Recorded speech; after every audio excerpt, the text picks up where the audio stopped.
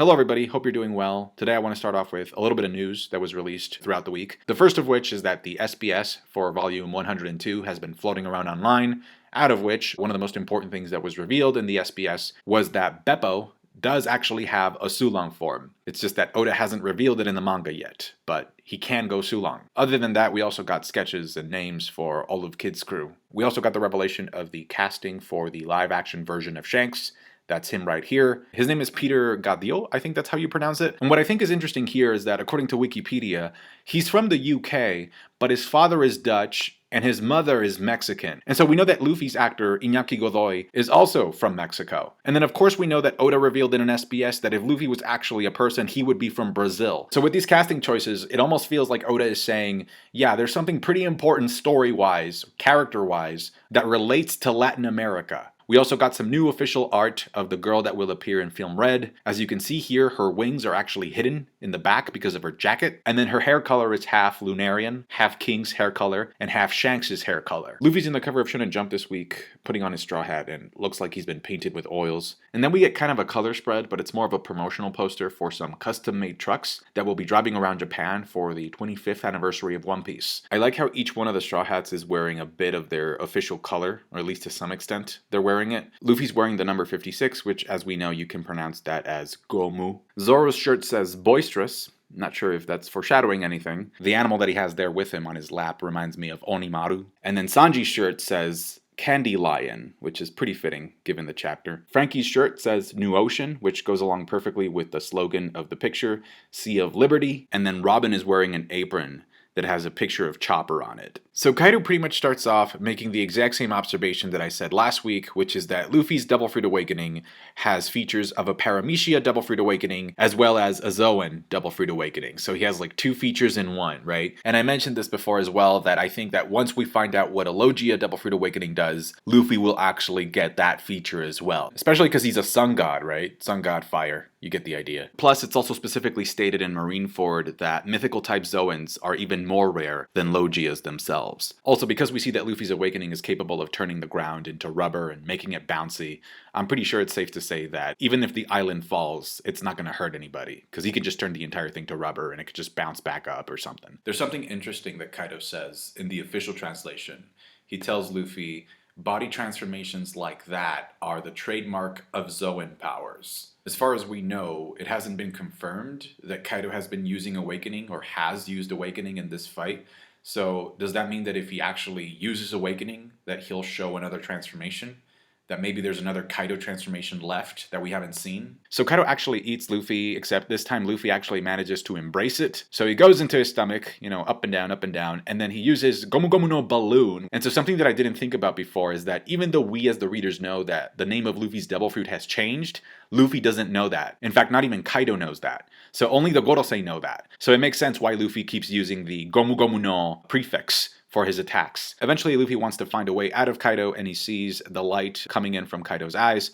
And so we see his hand with the little awakening aura that we've seen Katakuri use with his awakening attacks as well. So he stretches his arms out of Kaido's eyes and uses his nose to catapult himself out of there with a version of Gomu Gomu no Roketo. So he escapes that way, and then he lets the air out of the balloon, out of the Fuzen, and then spirals up into a cloud, which reminds me of something I saw on Twitter. Somebody pointed out that if you look at the sky, if you look at the clouds above Wano, as Luffy is about to activate his awakening, you see swirls in the clouds, spirals. So not only could this be interpreted as a reference to devil fruits and their spirals, but also to the lyrics of Being Sake, specifically the line that says, "Birds they sing of cheerful things and circles passing by." And I think given the ridiculous nature of Luffy's devil fruit awakening, I'm pretty sure that Nika was responsible for the creation of devil fruits, so I wouldn't be surprised if later we find out why devil fruits taste so bad.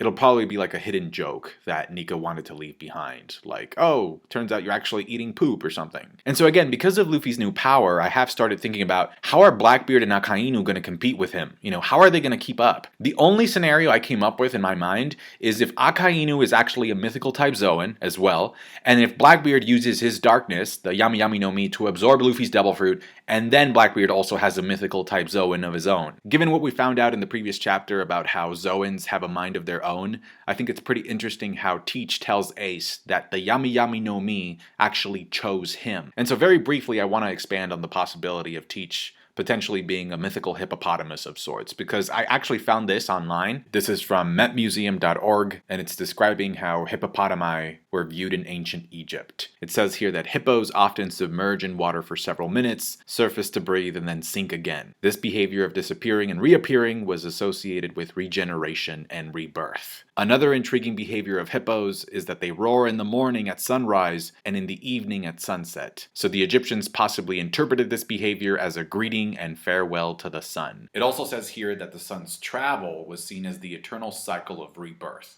because it's born in the morning, it dies at night, but then it comes back up. It's reborn the following day. So hippopotami could also be seen as following that same cycle as well, because they say hi to the sun when it rises, and they say goodbye to the sun when it sets. So again, given the fact that Oda mentioned that if Blackbeard Teach were an animal, he would be a hippopotamus, I think, there's this obvious connection between hippopotamus in ancient Egypt and the cycle of rebirth of the sun. And in fact, we actually see Luffy being able to sort of come back to life because of his mythical type Zoan. So if Luffy has that power, why can't Teach also have a mythical type Zoan power that would allow him to eat more than one devil fruit, die, and then come back to life? I mean, Lost Fruit is capable of making you immortal, so it wouldn't be that strange. Because Marco actually does say that there's something strange about Teach's body in Marineford. And then also the cycle of rebirth is programmed into devil fruits anyway, because that's what devil fruits do. They die, but then they come back to life. They get reborn. And then we also know that Teach doesn't sleep, but the only reason that we know when it's appropriate to sleep is because we follow the cycle of the sun. Now, this scene of Luffy turning into a giant automatically refers me back to a little bit of lore that we know about Elbaf, which is that the people of Elbaf undergo 12 days of fasting in preparation for the Winter Solstice Festival. And the purpose of the Winter Solstice Festival is to celebrate the death and resurrection of the sun. So it's pretty obvious that Sun God Nika had a huge influence in the heritage of the giants. So maybe the giants knew Nika, and maybe they learned to worship him. It's not just Elbaf who seems to have some connection with the symbol of the sun. We see the sun being referenced in a bunch of other kingdoms too, such as Skypiea, the Sun Pirates in Fishman Island, and their symbol. We got the people of Alabasta using the sun as their symbol as well, and remember, Alabasta is the only kingdom that decided to break away from the world government. So ultimately what this means is that Nika is going to be the one uniting all these kingdoms together to present an actual front against the tyranny of the world government. Also, the scene of Luffy coming out of the cloud as a giant also reminds me a lot of Strong World, specifically the final attack that he does to defeat Shiki, which is called Giant Thor Axe. Notice the name Thor in the attack, which is connected to Norse mythology, and we know that Elbaf is heavily inspired by Norse mythology themes as well. Given his size, now that Luffy is in his giant form, he can pretty comfortably grab Kaido and start using him as a jump rope. I think his plan was to just slam him into the ground, but before he can do so, Kaido counters him with a Bottle Breath and sends Luffy flying away. Something that I'm very curious about here is this idea of why does Bottle Breath burn Luffy to a crisp in this case? Because in chapter, I think it's 1002, Kaido actually uses Bottle Breath on Luffy, and it doesn't do anything to him. But in this case, it actually burns him to a crisp. So I'm kind of curious if, why is Gear 4th more resistant to Bottle Breath than Gear 5? Or at least, why does it appear to be more resistant? I mean, I guess it makes it seem more cartoony, too. It reminds me of, Wile E. Coyote, when his inventions don't work, right? He gets burned to a crisp like that, and then Luffy turns into the Roadrunner. He's like, meh, meh, and then just rushes back up. So I feel like it doesn't really matter all that much anyway, because it's not like, the Bottle Breath, KO'd him or anything. And I was going to say, just looking at the face and the design of Gear 5, it reminds me a lot of the art style for Fairly Odd Parents. It just definitely feels like Oda is intentionally trying to break all types of fourth walls with this. So Luffy comes back, charging up an attack, spinning his arm, and then Kaido uses Ragnarok on him. And I think this is the third time that Kaido uses Ragnarok on him. And pretty much what I said was going to happen, which is that, you see the progress of Luffy, in this fight. So the first time that Kaido uses Ragnarok on Luffy, that's a KO. Luffy's completely knocked out. The second time that Kaido uses Ragnarok on Luffy, which is in chapter 1037, the attack still causes some serious damage. Luffy has a bloody head and stuff, and he's complaining. It actually hurts him, but it doesn't knock him out. And now in this chapter, Ragnarok sends Luffy's face directly to the light floor, and his eyes are bugging out in pain. He yells out, and he seems to have an effect on the people, on the bystanders there. We see Law, Kid, Nami, and Tama's eyes bug out as well. So this awakening is really, it's doing things to its surroundings.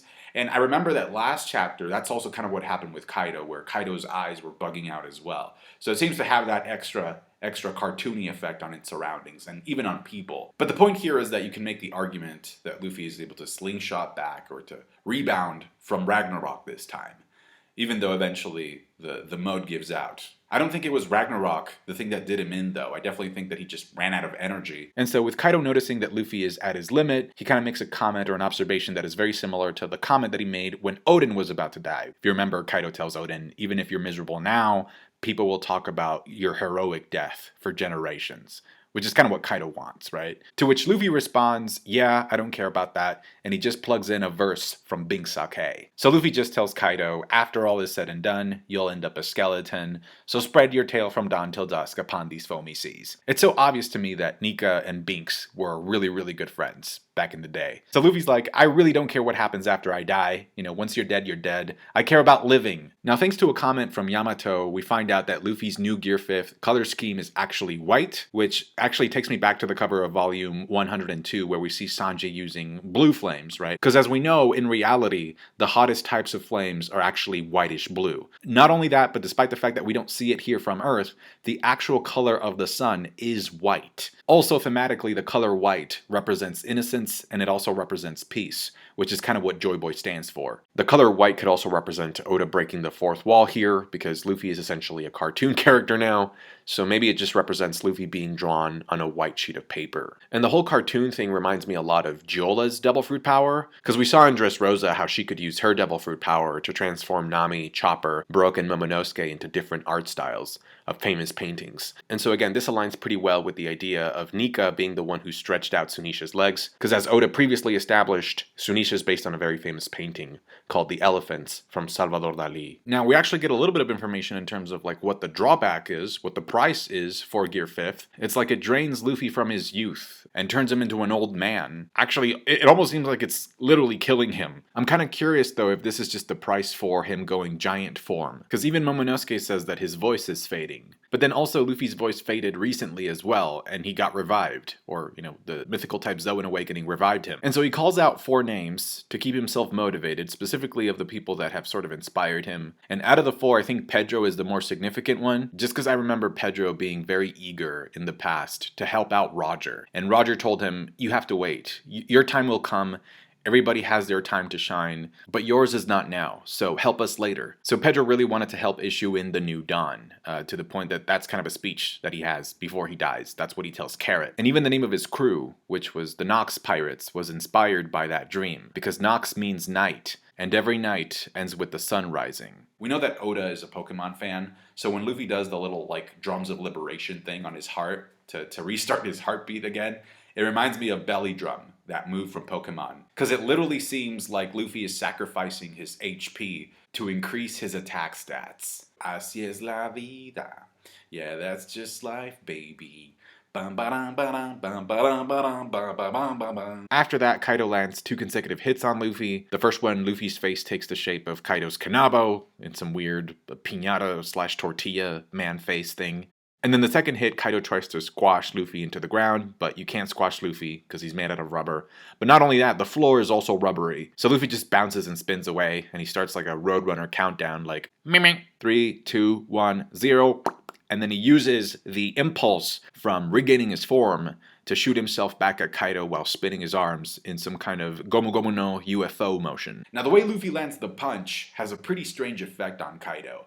And I think I came up with 3 different explanations for what could be going on. It is kind of confusing, and I do think that it's going to be clarified possibly in the next chapter. But for now, these are my 3 possible explanations for what happened by the end of the chapter. So the first one is that maybe it's sort of like a Flash thing, where the Flash can move so fast that he can vibrate his molecules to be able to phase through solid objects. Because we do see Luffy spinning his arm before he lands the hit. So maybe he's actually able to phase through Kaido by moving his arm very fast at a molecular level. Another possible explanation is that just like Katakuri, Luffy is able to create portals for his awakening, specifically for his arms. So maybe it's not that he's phasing through Kaido's head, but instead, maybe he's opening up a portal on the back of Kaido's head and his arm is coming out of that portal. just like Katakuri would do with his attacks. So it would be kind of like looking at this, right?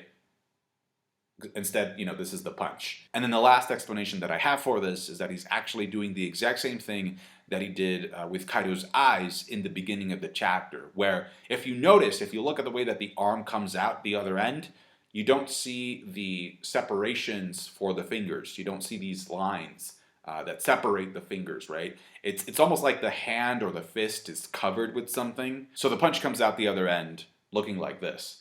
And so if you notice, it's covered in something, and it has to be rubbery. So I think what's happening is the same thing that happened in the beginning, where he turns Kaido into a balloon, in that he's actually punching Kaido's skull, and he's turning Kaido's skull into rubber, and then Kaido's skull is actually coming outside of a pore, or extending, right, on the back of his head, because it's rubber and it can extend that way. So Luffy's punch never actually pierces or goes through Kaido's head. It's just that Kaido's head actually adapts or extends to sort of take the punch with it. So the punch never comes out the other end in that scenario. I do think it gets a little bit tricky though, and I do think that we need further clarification on what's going on, because there are certain instances in this chapter where like you kind of get like, oh, it's kind of a gag, but then again you're also left questioning like, okay, what are the rules for this? Are there any rules? Like what's the logic? Are we even supposed to look for logic behind this? Like, should we expect an explanation, or are we just supposed to throw caution to the wind? It does make it a little bit tricky to navigate the boundary between the comedic aspect of One Piece, the comedy aspect of One Piece, which has always been part of the series, but then also the seriousness of the established logic, specifically when it comes to the main character's devil fruit power. That being said, I do think the chapter was very fitting for this April Fool's weekend, because it was very fun and lively and full of energy. And that is going to do it for me today, guys. Thank you so much for watching. Thank you for all of your support on all of my videos. I really, really appreciate it. I really do. Thank you. Thank you for everything you do. Really appreciate it. Take care. Don't just be happy, be joyful, and I'll catch you guys later. Bye.